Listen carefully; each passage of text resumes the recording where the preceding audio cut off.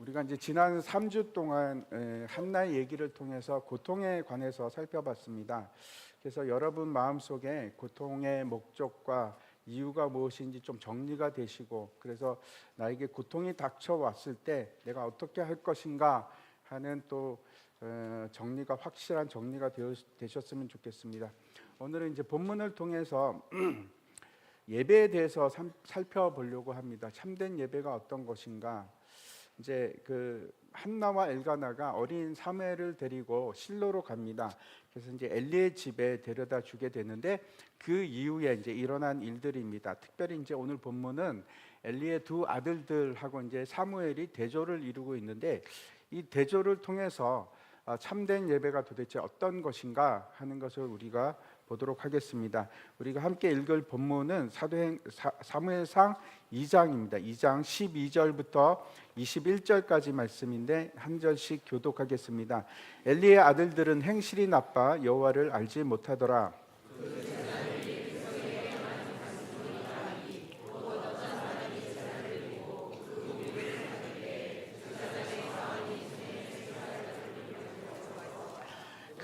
그것으로 냄비에나 솥에나 큰 솥에나 가마에 찔러 넣어 갈고리에 걸려 나오는 것은 제사장이 자기 것으로 가지되 실로에서 그곳에 온 모든 이스라엘 사람에게 이같이 할 뿐 아니라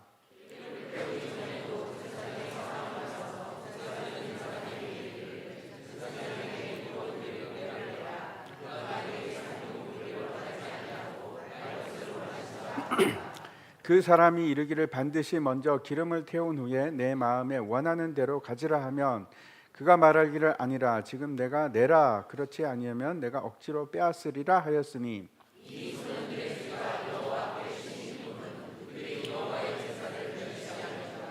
사무엘은 어렸을 때에 세마포 에봇을 입고 여호와 앞에서 섬겼더라.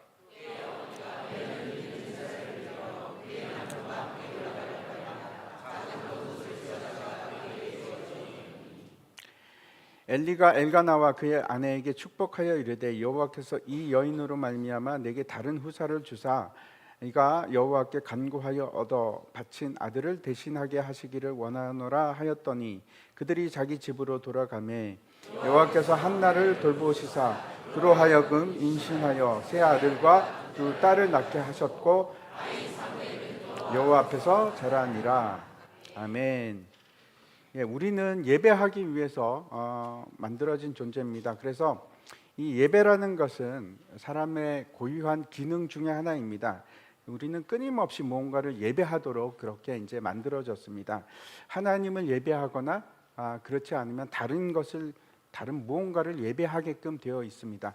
인류 역사상 어떤 존재도, 어떤 민족도, 어떤 사람들도 무언가를 예배하지 않은 존재는 없습니다. 항상 예배를 합니다. 사람에게 있어서 예배는 사람만이 할 수 있는 고유한 기능이기 때문에 그렇습니다. 이사야서를 보면 우리의 창조된 목적을 말씀하고 있는데 한번 보시기 바랍니다. 43장 7절입니다. 내 이름으로 불려지는 모든 자 곧 내가 내 영광을 위하여 창조한 자를 오게 하라. 그를 내가 지었고 그를 내가 만들었느니라. 또 이제 21절도 한번 보여주십시오. 이 백성은 내가 나를 위하여 지었나니 나를 찬송하게 하려 함이니라. 아멘. 제가 이제 선교사로 나갈 때 제 이제 예명이 찬송이었습니다. 찬송이 너무 하고 싶어갖고 찬송이라고 지었었는데, 하나님께서 사람을 창조하시고 이제 에덴 동산에 두셨습니다. 그리고 이제 어떻게 말씀하시는가 하면 그게 이제 창세기 2장 15절인데 여호와 하나님이 그 사람을 이끌어 에덴 동산에 두어 그것을 경작하며 지키게 하시고 아담을 창조하시고 이제 에덴 동산에 두셨는데 그 이유를 뭐라고 말씀하고 있는지 한번 잘 보시기 바랍니다. 뭐라고 합니까? 그것을 경작하며 지키게 하시고 이렇게 두 가지 사명을 주셨습니다. 이제 한번 생각해 보시기 바랍니다. 아담이 에덴 동산에 있었는데 뭘 했을까요? 이게 쌀을 심고 아니면 밀을 심고 그랬을까요? 뭐 어떤 일을 했기에 이렇게 말씀하실까요? 경작하다 하는 말을 사용하고 있을까요? 뭐 이렇게 꽃을 가꾸기 위해서 물도 주고 막 그랬을까요? 어떻게 생각하십니까? 그리고 또 지키게 하셨다고 하는데 도대체 에덴 동산에서 뭘 지키라고 하셨을까요? 에덴 동산 밖에 막 사람들이 있어서 쳐들어오고 뭐 이렇게 전쟁을 하고 이런 것도 아니지 않습니까? 아니면 이제 사나운 짐승들이 막 쫓아와서 에덴 동산을 이렇게 위험하게 할 수도 있으니까 그걸 지키라는 그런 말씀일까요? 사람이 땀을 흘리고 일을 하기 시작한 것은 언제부터인가 하면 죄를 짓고 타락한 이유입니다. 그래서 이 전에는 땀을 흘리고 일하는 존재가 아니고 자유함을 누리고 하는 일이 어떤 건가 하면 하나님을 예배하고 경배하는 일인데, 그래서 이 구절을 우리가 좀 더 다르게 생각해 볼 필요가 있습니다. 이 경작하다 하는 단어는 아바드라는 단어를 씁니다.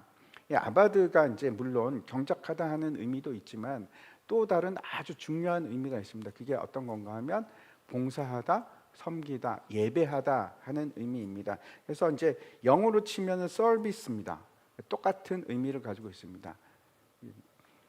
그리고 이제 지키다 하는 것도 이 샤마르라는 단어를 쓰는데 이 단어도 좀 뜻을 깊이 생각해 볼 필요가 있습니다. 이 샤마르가 지키고 보존하다 다 틀리지 않습니다. 그거 맞는데 또 어떤 의미가 있는가 하면 성경에 이제 이 용례들이 쭉 나오니까 그걸 보면 어떤 뜻인가 하면 하나님을 바라보다, 하나님께 경의를 표하다 이런 뜻이거든요. 그래서 이 문장을 이제 좀 더 다르게 해석을 하면 어떻게 되는가 하면 이런 식으로 해석이 가능합니다. 하나님께서 사람을 창조하시고 에덴 동산에 두셨는데 그 이유는 그것으로 인해서, 에덴 동산으로 인해서 또는 그것을 위해서 하나님을 예배하고 또 그것에게 하나님을 경외하게끔 하기 위함이다 하는 의미가 될 수 있습니다. 다시 말씀드리면 아담은 어떤 존재인가 하면 피조물과 창조주 하나님 사이에서 제사장 역할을 하는 존재라고 말씀드릴 수 있습니다. 제가 이렇게 간단하게 말씀드리지만 어저께 저거 해석을 다시 한번 해보느라고 엄청 시간을, 제가 히브리어 잘 못하거든요. 근데 저거를 굉장히 오랜 시간 동안 틀렸는지 맞았는지 살펴봤습니다. 가능합니다. 제사장은 어떤 사람인가 하면 하나님을 예배하는 자일 뿐만 아니고 제사장은 사람들로 하여금 하나님을 예배케 하는 사람이 제사장입니다. 저와 여러분은 어떤 사람들일까요? 우리는 제사장입니다. 아니라고 하지 마십시오. 왕 같은 제사장입니다. 베드로전서 말씀 우리 다시 한번 보겠습니다. 우리 같이 한번 읽겠습니다. 시작. 그러나 너희는 택하신 족속이요 왕 같은 제사장들이요 거룩한 나라요 그의 소유가 된 백성이니 이는 너희를 어두운 데서 불러내어 그의 기이한 빛에 들어가게 하신 이의 아름다운 덕을 선포하게 하려 하심이라. 아멘.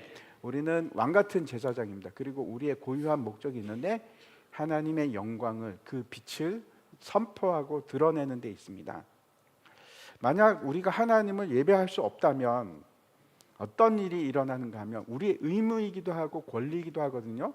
예배를 드린다는 걸 아무나 드릴 수 있는 건 아닙니다. 누구나 다 드릴 수 있는 건 아닙니다. 근데 우리가 그 예배를 드릴 수 있는 굉장한 특권을 받았을 뿐만 아니고 우리의 사명이기도 합니다. 예배자로 부름을 받았는데 만약 우리가 그 예배자의 역할을 하지 못하고 하나님을 예배하지 못했다. 그러면 어떤 일이 일어날까요? 반드시 일어나는 일이 있습니다. 우상을 찾습니다. 그 우상을 예배하거나 아니면 그렇지 않으면 자기 자신을 예배하기 시작합니다. 다시 말씀드립니다. 우리가 하나님을 예배하거나 그렇지 않으면은 피조물을 예배하거나 둘 중에 하나를 반드시 하게끔 되어 있습니다. 로마서 1장 말씀 보여주시기 바랍니다. 1장 22절부터 보면 스스로 지혜 있다 하나 어리석게 되어 썩어지지 아니하는 하나님의 영광을 썩어질 사람과 새와 짐승과 기어다니는 동물 모양의 우상으로 바꾸었느니라.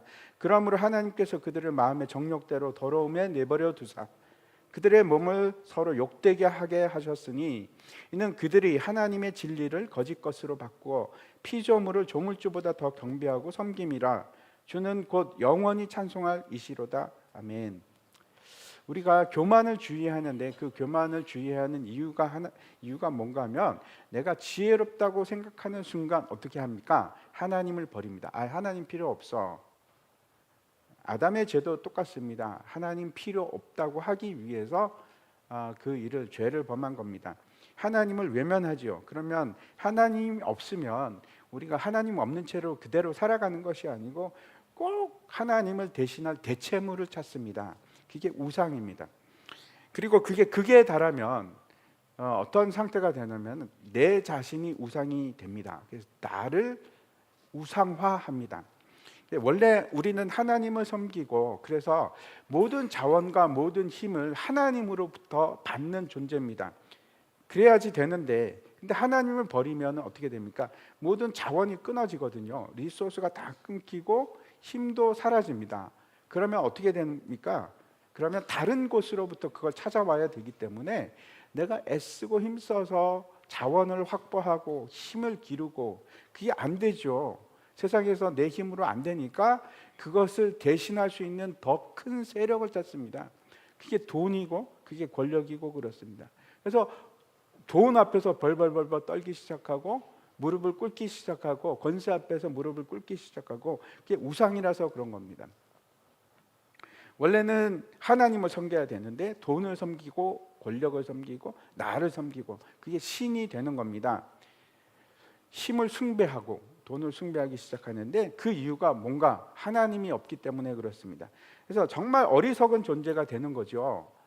우리는 지혜로운 자가 된다고 생각하는데 지혜로운 자가 돼서 하나님을 버리는 순간 나는 어리석은 존재가 돼서 또 다른 말도 안 되는 피조물을 섬기기 시작하는 겁니다. 지금 이제 우리가 다 여기 예배하기 위해서 이 자리에 모였지 않습니까? 아침 일찍 나와서 예배를 드립니다. 그런데 우리가 드리는 이 예배는 정말 참된 예배인가? 제가 이제 그 사역자들하고 함께 얘기하면서 그런 얘기를 했었습니다. 우리 교회는 진짜 예배 드리는 사람들이 얼마나 될까? 여러분도 한번 자기 자신을 돌아보면서 내가 왜 이 자리에 있나? 나는 지금 뭘 하고 있는 건가? 하는 것을 생각해 보시기 바랍니다. 정말 나는 예배하고 있는가? 아니면 김정민 목사가 도대체 무슨 얘기를 하고 있는지 들으러 왔나?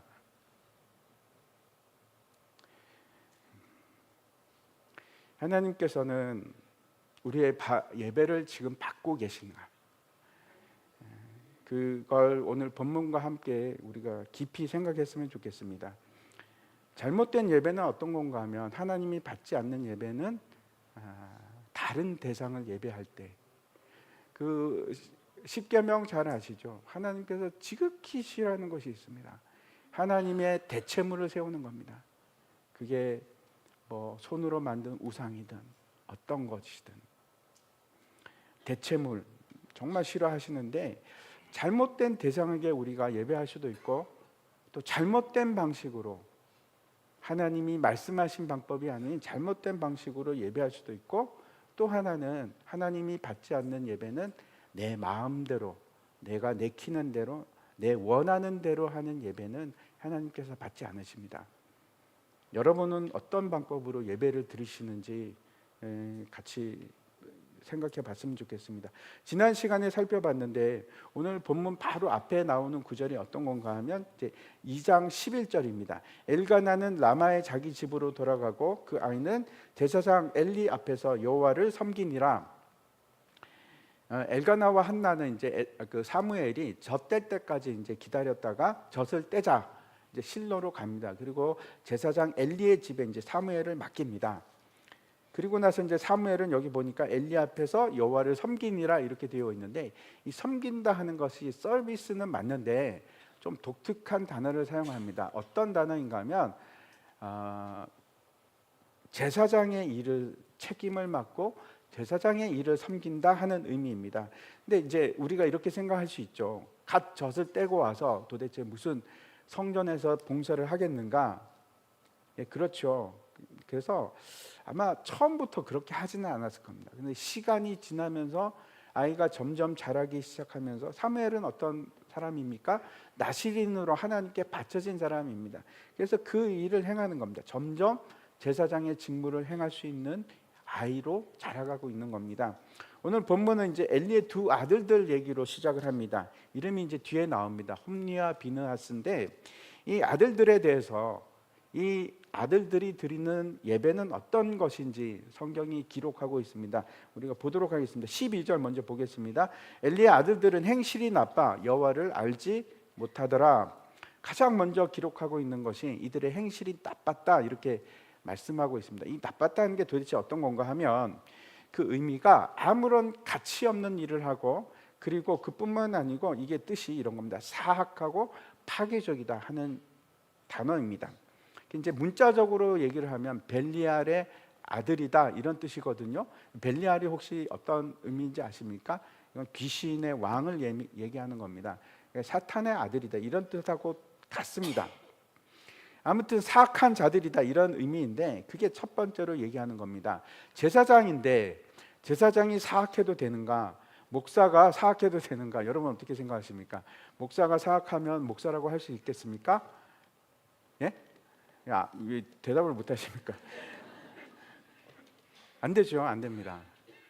그러면 성도는 사악해도 됩니까? 안 되죠. 안 됩니다. 우리는 모두가 다 왕 같은 제사장입니다. 사악할 수가 없습니다. 그러면 안 됩니다. 근데 다시 한번 생각해 보십시오. 악한 사람도 예배를 드릴 수 있는가? 악한데 예배를 드릴 수 있을까? 어떻게 생각하십니까? 드릴 수 있다라고 생각을 하실 수 있죠. 근데 이사야서 한번 1장 그 내용을 보시면, 제가 다 읽지는 않겠습니다.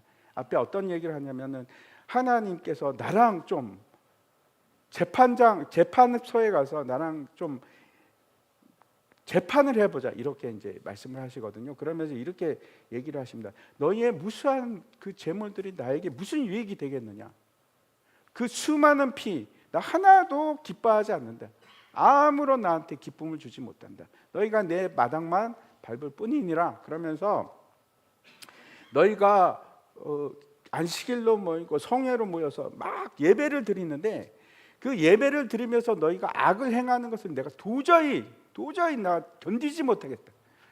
그렇게 말씀을 하십니다. 내가 너희 예배를 싫어한다. 내가 너희 예배를 아주 싫어한다. 이렇게 이사야 1장에서 말씀을 하십니다. 그리고 나서 이제 15절부터 보시면은 너희가 손을 펼 때 내가 내 눈을 너희에게서 가리고 너희가 많이 기도할지라도 내가 듣지 아니하리니 이는 너희의 손에 피가 가득함이라. 너희는 스스로 씻으며 스스로 깨끗하게 하여 내 목전에서 너희 악한 행실을 버리며 행악을 그치고 선행을 배우며 정의를 구하며 학대받는 자를 도와주며 고아를 위하여 신원하며 과부를 위하여 변호하라 하셨느니라. 여호와께서 말씀하시되 오라 우리가 서로 변론하자. 너희의 죄가 주홍 같을지라도 눈과 같이 희어질 것이요 진홍같이 붉을지라도 양털같이 희게 되리라. 우리의 손이 피로 더럽혀지고 죄를 범하면 하나님께서 뭐라고 합니까? 너희 기도 안 듣겠다 이렇게 말씀하시거든요. 예배를 드린다고 해서 그 예배가 되는가? 그렇지 않습니다. 하나님께서 그 예배를 안 받으시겠답니다. 가인과 아벨의 그 제사가 기억나시죠? 가인의 예배는 받지 않으셨습니다. 하나님께서 악함을 가지고 드리는 예배는 받지 않으십니다. 그러면 이런 생각이 드시죠. 그러면 악인들은 어떡합니까? 악인들은 예배를 계속 드리지 못합니까? 아니요, 그렇지 않습니다. 하나님께서 원하시는 예배 방식이 있습니다. 시편 51편 말씀 보시기 바랍니다.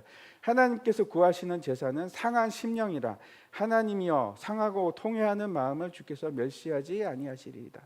우리가 다 죄인입니다. 저 죄인 맞습니다. 저도 죄인이고 여러분도 죄인이고 우리는 악인인데, 상한 심령으로 하나님께 나오면 하나님께서 받으시겠다. 하나님께서는 어떤 자를 찾으시는가 하면 갈급한 자, 상한 마음으로 주님을 간절히 찾는 자, 그런 자들을 만나 주십니다. 그래서 우리가 예배 자리에 나올 때 반드시 필요한 것이 있습니다. 여러분, 그냥 나올 수가 없고 뭐가 필요할까요? 어린 양의 피가 필요합니다. 여러분, 그냥 나오시면 안 됩니다. 내 죄를 사해 주시는 어린 양의 피, 예수 그리스도의 보혈이 예배 때마다 나에게 부어지고 성령으로 그 예배가 예배됨으로 하나님께서 받으시는 겁니다. 여러분 그냥 오시면 절대 안 됩니다. 성령 하나님과 어린 양의 보혈을 가지고 오셔야 됩니다. 제물이 필요한 겁니다. 그 제물이 어떤 겁니까? 예수 그리스도. 영원히 단번에 예수님께서 우리의 희생 제물이 되셨거든요. 다시 제가 어린 양 갖고 오고 염소, 송아지 잡아오라는 얘기가 절대 아닙니다. 제가 얘기하는 것이 무슨 헌금을 가져오라는 얘기도 절대 아닙니다. 여러분이 예배 자리에 나올 때 반드시 가지고 올 것은 예수 그리스도의 보혈의 피. 그 피가 없으면 우리는 예배가 되지를 않습니다. 그러면 예수 그리스도의 피를 가지고 이 자리에 나오시면 우리의 죄가 주홍같이 붉을지라도 흰 눈과 같이 하나님께서 그렇게 만들어 주시기 때문에, 그러면 그 예배는 예배가 되는 겁니다. 회개하고 상한 심령이 될 때 하나님께서 받아주시는 겁니다. 다시 오늘 본문으로 돌아가서 엘리의 아들들에 대해서 어떻게 기록하고 있는지 두 번째 이제 어떤지 보시기 바랍니다. 엘리의 아들들은 행실이 나쁘고 그다음에 여호와를 알지 못하더라 이렇게 기록을 하고 있습니다. 여호와를 알지 못했다, 야다라는 단어를 쓰는데 이게 어떤 뜻인가 하면, 이 안다 하는 것은 지식적으로 안다는 뜻이 아니고 어떤 의미인가 하면 경험적으로 안다 하는 뜻입니다. 제가 세종대왕이 누군지 압니다. 배웠습니다. 그래서 그분이 왕이고 또 한글을 창제하신 아주 훌륭하신 분이라는 거 잘 알고 있지만, 진짜 그 세종대왕이 어떤 사람인지 제가 어떻게 알겠습니까? 그 사람이 뭘 좋아하고 반찬은 뭘 먹는지 제가 경험해 보지 않았기 때문에 세종대왕의 습관이 뭔지 어떻게 알겠습니까? 모르는 겁니다. 그 얘기를 지금 하고 있습니다. 이 홈리와 비느하스는 하나님이 누군지를 알지를 못합니다. 우리는 알지 못하는 하나님을 예배하는 것이 아니고 누구를 예배합니까? 아는 하나님을 예배합니다. 내가 알지 못하는데 어떻게 예배의 대상이 됩니까? 하나님의 사랑을 알지 못하는데, 하나님의 놀라운 은혜를 내가 깨닫지 못하는데 그게 예배가 될까요? 예배가 안 됩니다. 경험적으로 개인적으로 만나셔야 됩니다. 이 엘리의 아들들은 하나님이 누군지 모르는 겁니다. 누군지 들은 적은 있죠. 제사장이니까, 이스라엘 백성이니까. 근데 본 적도 없고 만난 적도 없고 그냥 들은 겁니다. 하나님에 대한 경험이 없습니다. 그래서 그 분을 진짜로 예배할 수 있지 않습니다. 참된 예배가 안 되는 겁니다. 이스라엘이 망한 이유가 두 가지가 있습니다. 첫 번째는 교만입니다. 하나님은 앞에서도 제가 말씀드렸지만, 사람이 교만하면 하나님 버리거든요. 나 혼자 할 수 있다고 생각합니다. 진짜 어리석은 건데, 그러면 결국 우상을 찾지 않습니까? 이스라엘의 죄가 그겁니다. 계속 우상을 찾았습니다. 강대국을 찾고 우상, 바알신을 찾고 아세라 목신을 찾고, 그게 자기가 지혜롭다고 여겼던 사람들의 결국입니다. 그리고 두 번째 이유가 있습니다. 이스라엘이 망했던 두 번째 이유는 하나님을 아는 지식이 없어서, 하나님이 어떤 분인지 알지 못했기 때문에 망했습니다. 호세아 선지자가 4장에서 이렇게 얘기합니다. 내 백성이 지식이 없음으로 망하는도다. 내가 지식을 버렸으니 나도 너를 버려 내 제사장이 되지 못하게 할 것이요, 내가 내 하나님의 율법을 잊었으니 나도 내 자녀들을 잊어버리리라. 엘리의 아들들은 어떤 사람들인가 하면 하나님을 알지 못하는 사람들인데, 근데 호세아서 6장 3절에 보면 이렇게 얘기합니다. 우리 같이 한번 읽겠습니다. 시작. 그러므로 우리가 여호와를 알자. 힘써 여호와를 알자. 그의 나타나시면 새벽 빛같이 어김없나니 비와 같이 땅을 적시는 늦은 비와 같이 우리에게 임하시리라 하니라. 아멘. 여러분, 여호와를 아시되 힘써 여호와를 아셔야 합니다. 제가 그냥 드리는 말씀이 아니고, 가만히 있는다고 여호와를 알게 되는 것이 아니고, 여러분 성경 말씀 보십시오. 리딩 지저스 하십시오. 말씀 읽으시고 또 해야 되는 것이 있습니다. 기도하셔야 됩니다. 기도하지 않으면 하나님을 개인적으로 만날 수 있는 재간이 없습니다. 기도 가운데 하나님과 교제하는 겁니다. 그게 진짜 하나님을 아는 경험이 있는 겁니다. 다시 말씀드립니다. 우리가 하나님과 개인적인 만남과 경험이 없으면 하나님을 예배하는 것은 다 헛된 꿈입니다. 세 번째, 엘리의 아들들이 제사를 드릴 때 어떤 일을 했는지 기록하고 있는데 14절입니다. 그것으로 냄비에나 솥에나 큰 솥에나 가마에 찔러 넣어 갈고리에 걸려 나오는 것은 제사장이 자기 것으로 가지되 실로에서 그곳에 온 모든 이스라엘 백성 사람에게 이같이 할 뿐 아니라. 이게 이제 무슨 일인가 하면 희생 제물을 드릴 때 번제는 다 태웁니다. 다 태우고 그다음에 그 껍질은 그 가죽은 제사장이 가지게 되는데, 그렇지 않고 번제가 아닌 다른 경우에는 제사장의 몫이 다 정해져 있습니다. 그래갖고 이제 드리는 게 화목제일 때 또 무슨 제일 때 다 다릅니다. 제사에 따라서 다른데 대부분 보면 어떻게 되어 있는가 하면 그게 이제 신명기하고 레위기에 나와 있는데, 제사장에게 주로 뭘 드리는가, 여기 보면은 이제 오른쪽 뒷다리, 가슴살, 등심을 드립니다. 등심을 드리고 그 다음에 이제 그 다 정해져 있습니다. 갈비살 같은 거 제사장이 먹도록 줘야 됩니다. 근데 그것을 율법으로 딱 정해져 있는데, 그럼에도 불구하고 이 엘리의 아들들은, 제사장들은 어떻게 했는가 하면 제사를 드리고 나서 이제 그 고기를 솥에 넣고 삶는데 갈고리 삼지창 같은 걸 가지고 와가지고 그걸 찔러서 가져가는 겁니다. 이게 무슨 얘기일까요? 자기 원하는 거 다 가져간다, 그런 뜻입니다. 자기들이 원하는 거 그냥 이거 봐가지고 쿡쿡 찔러갖고 가져가는 겁니다. 제사라는 것이 어떤 건가 하면 하나님과 하나님의 백성 사이에서 중재하는 역할을 하는 건데, 근데 이 사람들이 제사를 통해서 하나님을 예배하는 것이 아니고 지금 자기 사욕을 채우는 일을 합니다. 나를 위해서 그 제사를 이용하는 겁니다. 예배는 그런 게 아닙니다. 예배는 나와서 하나님을 찬양하고, 예배에 두 가지 모습이 있는데, 하나는 서비스한다, 봉사한다 하는 의미고, 또 하나는 무릎을 꿇는다, 그런 뜻이거든요. 하나님을 높이는 일입니다. 그런데 그게 아니고 자기를 위해서 예배를 드리는 겁니다. 나를 위해서. 잘못된 예배입니다. 예배의 대상이 누굴까요? 여기서는 자기가 되는 거죠. 제사 중에 또 어떤 일을 했는지 15절과 16절 보시기 바랍니다. 기름을 태우기 전에도 제사장의 사환이 와서 제사 드리는 사람에게 이르기를 제사장에게 구워 드릴 고기를 내라.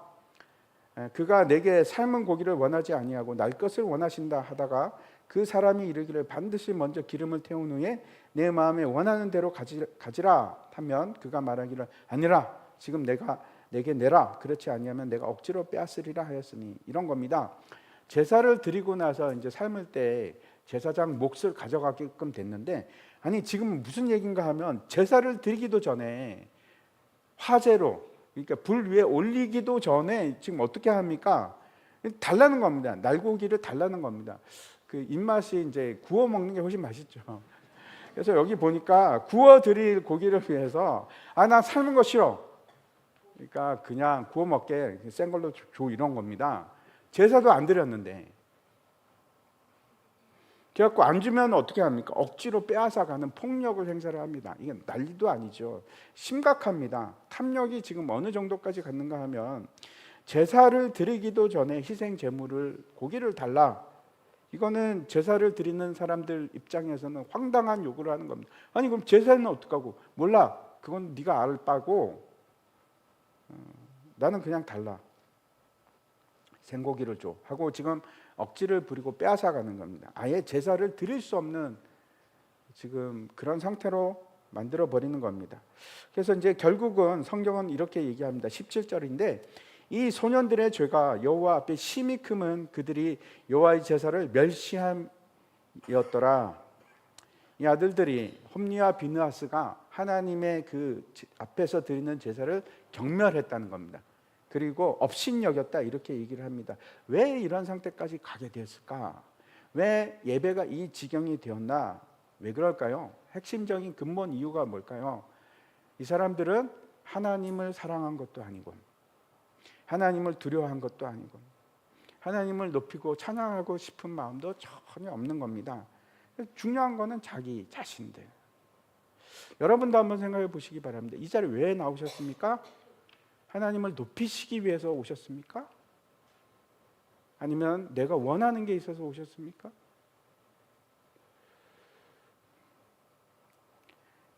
설교 말씀 그냥 무슨 얘기 하나 들어보러 오셨습니까? 정말 예배는 어떤 건가 하면 이 자리에 나오는 이유는 내가 하나님을 찬양하기 위해서, 그 이름을 높이기 위해서, 그를 즐거워하기 위해서 나오는 겁니다.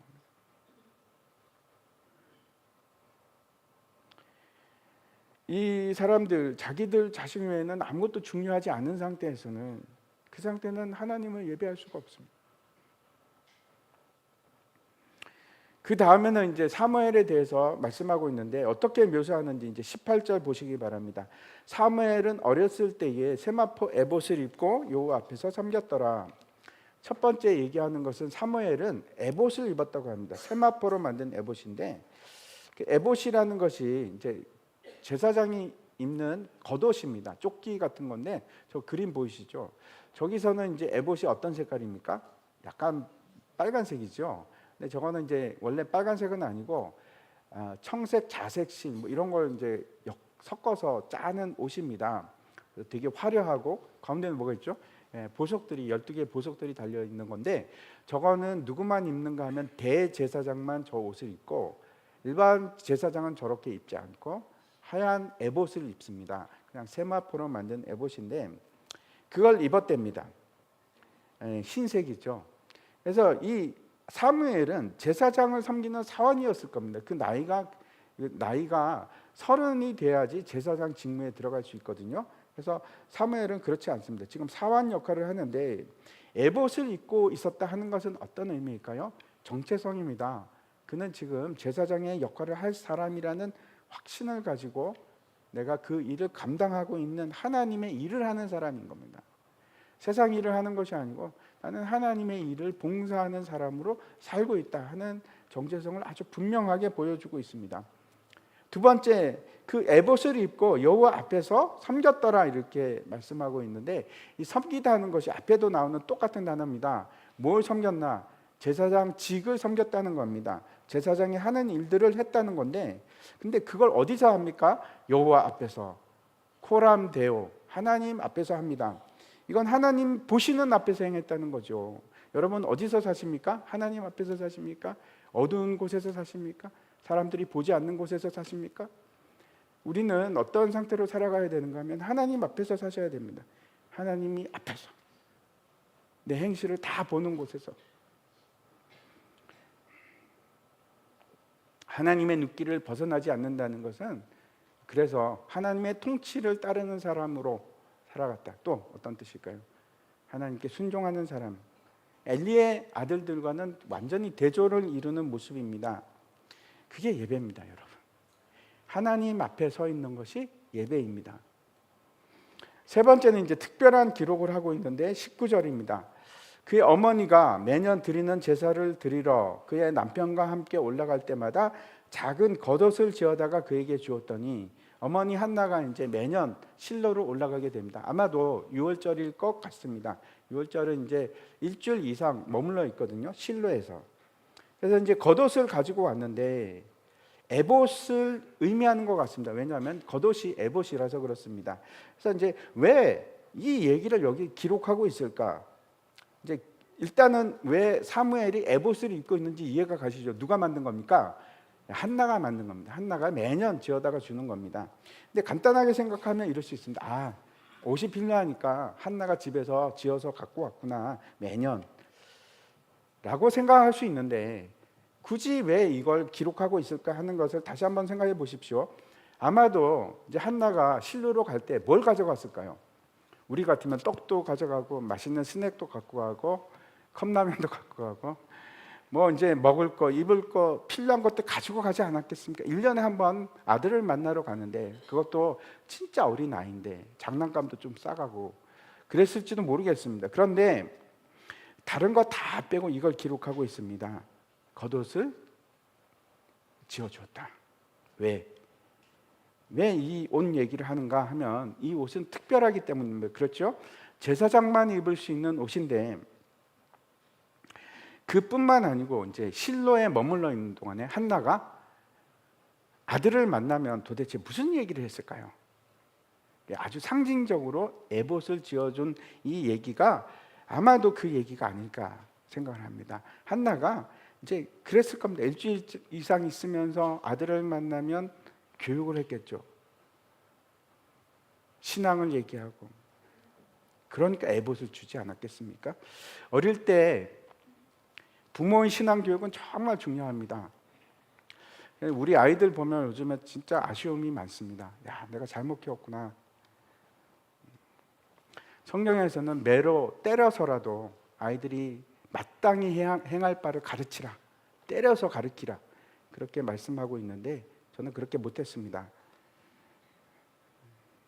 유대인들은 목의 혈통을 굉장히 중요하게 생각합니다. 그 이유가 어머니의 신앙 교육 때문에 그렇습니다. 그래서 유대인은 아빠가 유대인인지 아닌지는 전혀 상관없습니다.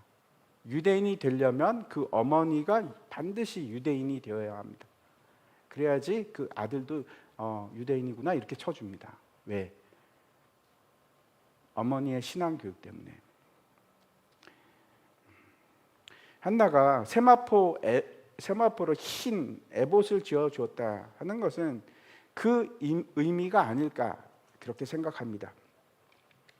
잠언 31장에 보면 이제 잠언 마지막 장입니다. 결론이라고 할 수 있는데 거기 어떤 얘기가 나오면 아주 이상한 얘기가 나옵니다. 르무엘 왕의 어머니가 르무엘이라는 그 아들에게 이제 교훈을 주는 내용이 그 잠언의 결론입니다. 근데 어떤 교훈을 주는가 하면 마지막에 너는 현숙한 여인을 만나서 아내로 삼아라 하는 얘기거든요. 근데 그 현숙한 여인이 세 가지를 합니다. 어떤 일을 하는가 하면 첫 번째는 장사를 합니다. 너무 이상하죠. 왜 현숙한 여인이 장사를 하는데 심지어는 복부인처럼 땅을 막 사고 사업을 합니다. 그런 여자를 구해라고 그렇게 말씀합니다. 두 번째는 어떤 일을 하는가 하면 양식을 만들어서 자기 집안 식구를 먹이고 밖으로 나가서 양식이 없는 사람들에게 양식을 줍니다. 도대체 무슨 얘기를 하는 걸까요? 그게 현숙한 여인입니까? 그리고 세 번째 얘기하는 것이 있습니다. 옷을 짓습니다. 세마포 옷을 짓습니다. 그리고 자색 옷을 지어서 빨간 옷이고 그걸 누구에게 입히는가? 자기 집안 식구들에게 그 옷을 입힙니다. 도대체 이 현숙한 여인은 무슨 짓을 하고 있는 걸까요? 제가 이제 핵심적으로 얘기하는 건 이 옷 얘기입니다.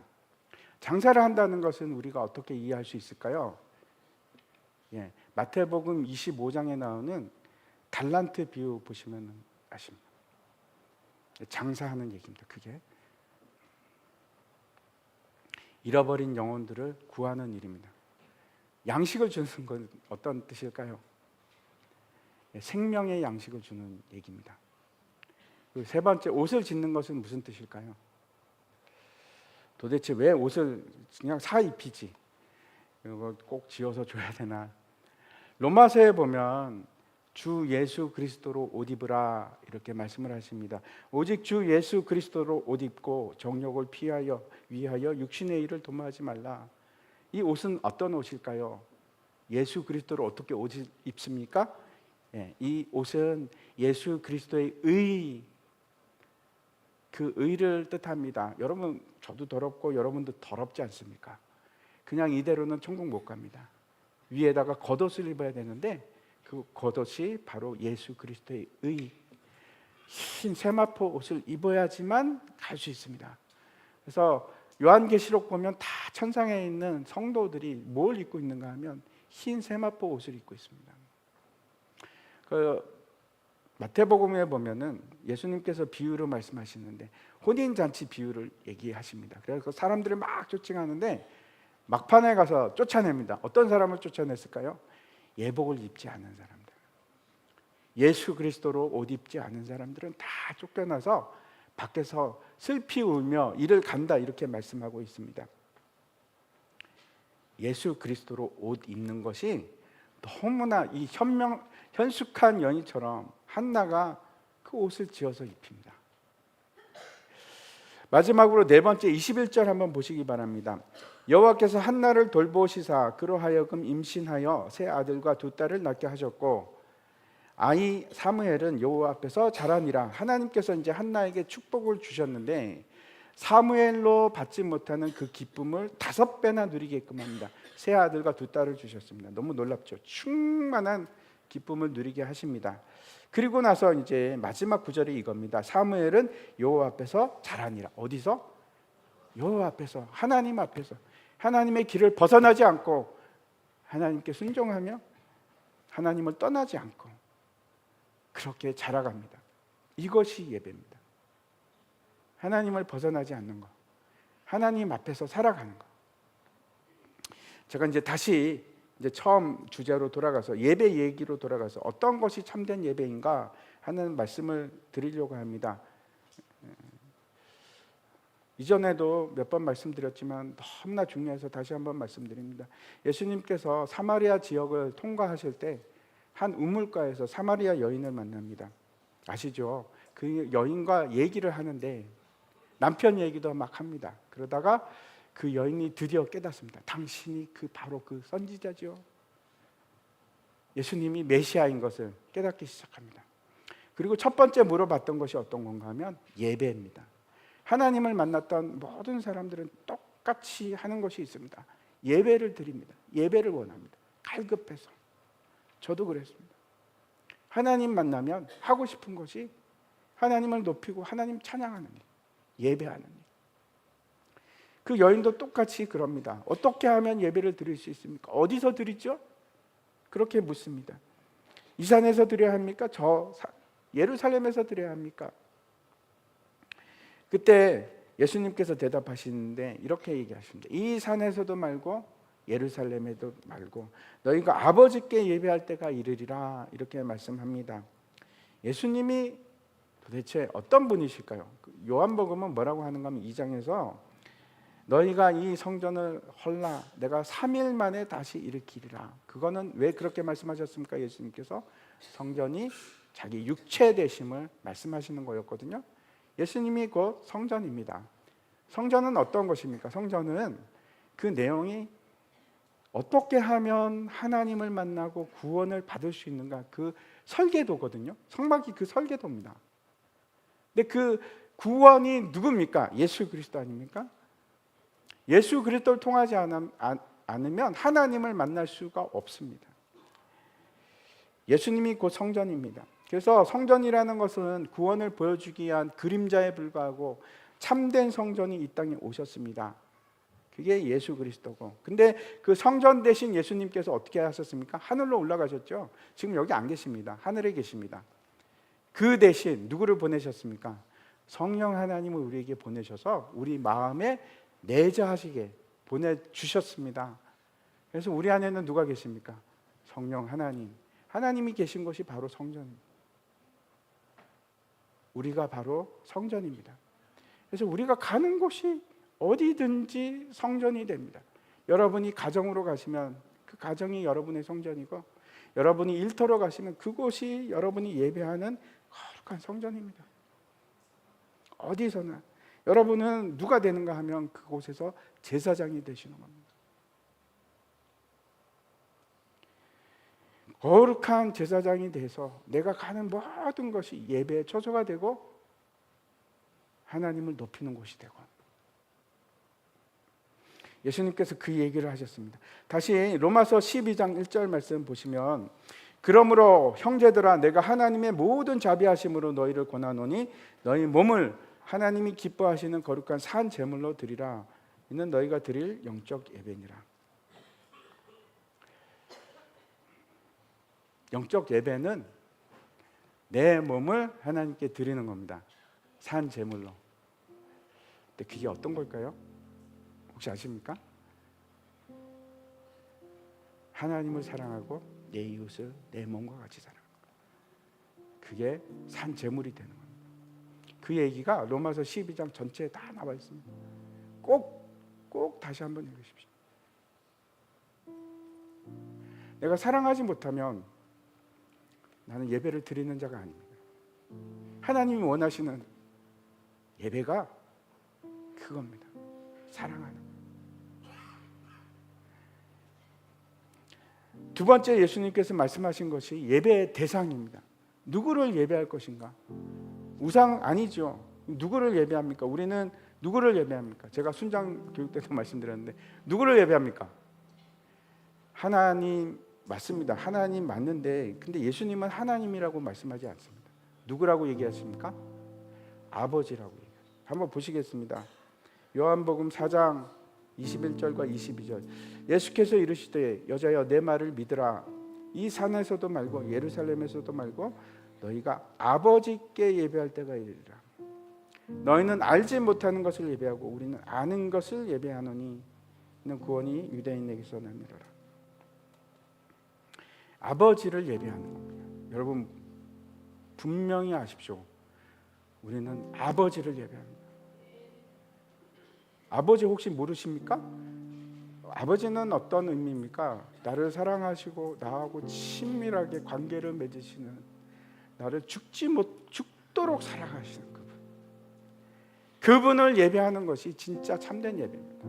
내가 모르는 것을 예배하는 것이 아닙니다. 홈리와 비나스는 모르는 것을 예배하는데 그건 예배가 안 됩니다. 친밀하고 나를 사랑하시는, 내가 사랑하는 자, 나의 하나님, 내 아버지, 아버지를 예배하는 겁니다.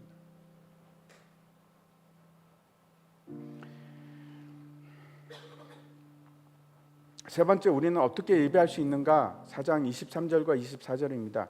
아버지께서 참되게 예배하는 자들은, 아버지께 참되게 예배하는 자들은 영과 진리로 예배할 때가 오나니 곧 이때라. 아버지께서는 자기에게 이렇게 예배하는 자들을 찾으시느니라. 하나님은 영이시니 예배하는 자가 영과 진리로 예배할지니라. 우리는 아버지를 예배하는데 어떻게 예배하는가? 내 마음대로 예배하는가? 아니면은 어떻게 하는가? 우리는 영과 진리로 예배합니다. 영은 뭘까요? 아시죠? 영은 성령 하나님입니다. 성령 하나님. 성령이 없이는 우리가 예배를 드릴 수 없습니다. 성령 하나님께서 예배를 예배되게 하는데 우리에게 진리를 주시고 아는 지식을 주십니다. 하나님이 누구신지, 예수 그리스도가 누군지, 우리가 드리는 이 예배가 무엇인지 알게 하시는 분이 성령 하나님입니다. 진리는 뭘까요? 진리는 예수 그리스도입니다. 잊지 마십시오. 성경에 나오는 진리는, 모든 진리는 예수 그리스도입니다. 내가 곧 진리요 생명이요 길이요 진리요 생명이니. 진리는, 제가 아는 진리는 단 하나밖에 없습니다. 예수 그리스도. 다른 거는 진리가 아닙니다. 예수님만 진리가 되십니다. 그 예수님으로 예배하는 겁니다. 어린 양의 피로, 성령으로. 그 홈리와 비느하스 얘기를 보면은 그 희생 제물을 이렇게 능욕하고 멸시하는 거 나오지 않습니까? 히브리서 11장 4절에 보면 아벨이 드린 그 희생 제물이 얼마나 고귀하고 가치 있는 건가 얘기를 하고 있습니다. 그게 뭘까요? 예수 그리스도. 우리 예배를 다시 한번 돌아보시기 바랍니다. 하나님께서 받으시는 예배와 하나님께서 받지 않으시는 예배가 있습니다. 여러분의 예배 드리는 대상이 누구십니까? 하나님 맞으십니까? 정말 그를 높이기 위해서 이 자리에 오셨습니까? 내 예배가 어떤 건지 다시 한번 보십시오. 나를 중심으로 예배를 드리고 계십니까? 아니요, 그건 참된 예배가 될 수가 없습니다. 예배는 하나님 앞에 무릎을 꿇는 것을 말합니다. 하나님을 높이고 하나님을 영광스럽게 하는 거예요. 왜 그렇게 하십니까?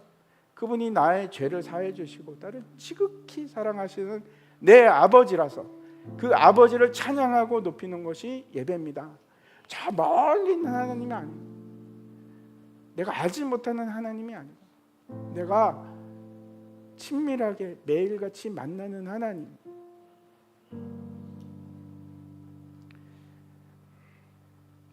내 삶을 드리는 예배, 내 삶을 드리는 예배, 영적 예배, 그거 다시 말씀드립니다. 그게 뭐라고요? 사랑입니다. 하나님을 사랑하고 내 이웃을 내 몸과 같이 사랑하는 것, 그것이 내가 드리는 예배입니다. 그 예배를 드리십시오. 사무엘처럼 그 예배를 드리십시오. 우리가 다른 것은 실패해도 예배에서는 실패자가 되서는 안 됩니다. 예배에서는 성공하셔야 됩니다. 왜 그런가 하면 예배가 우리 삶의 목적이고 예배가 우리의 생명이고 예배가 우리를 회복해 하는 생명입니다. 그뿐만 아니고 예배가 우리 삶의 모든 것이라서 그렇습니다. 모든 것이라서 내가 사는 이유도 내가 살아가는 모든 방식도 하나님 앞에 산 제물로 드리는 예배가 돼서 그렇습니다. 그 예배를 드리시기 바랍니다. 우리 다 함께 일어나셔서 같이 찬양하겠습니다.